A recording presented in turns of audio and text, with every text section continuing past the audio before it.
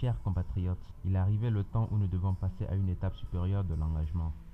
L'étape de la concrétisation des intentions déjà formulées, celle de la matérialisation de ce sentiment qui nous anime tous, celle de marquer par des faits cette volonté de nous rassembler pour accomplir ensemble ces actes qui valorisent notre communauté et qui nous permettent de graver dans la roche par l'action ce rassemblement.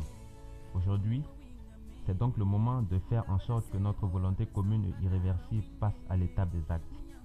Cela ne peut se faire que par l'engagement pour l'action, l'engagement des uns vis-à-vis des autres et en définitive, l'engagement des uns pour les autres. C'est pourquoi, chers compatriotes, j'ai décidé de prendre la responsabilité de ne pas me soustraire à un tel devoir, la responsabilité de m'engager.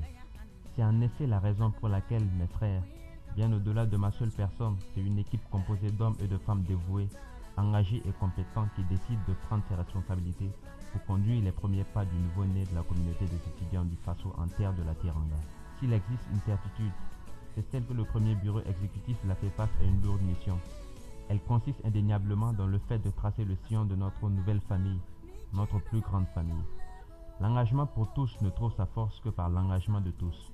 C'est pourquoi, chers compatriotes, en toute humilité, nous nous engageons à agir à vos côtés, à créer les conditions, le cadre et l'esprit pour un rassemblement patriote. Tenons-nous par la main, serrons-nous les coudes, lisons la confiance dans les yeux de nos frères, ne formons qu'un seul corps.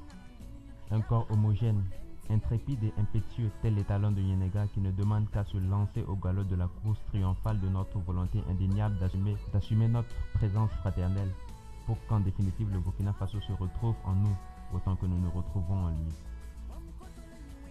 L'histoire de ce monde devra être écrite en encre rouge, jaune, vert et cela commence aujourd'hui par nous. Marchons, courons, rampons s'il le faut, mais quoi qu'il en soit, avançons. Vive la communauté estudiantine, vive la FEPAS.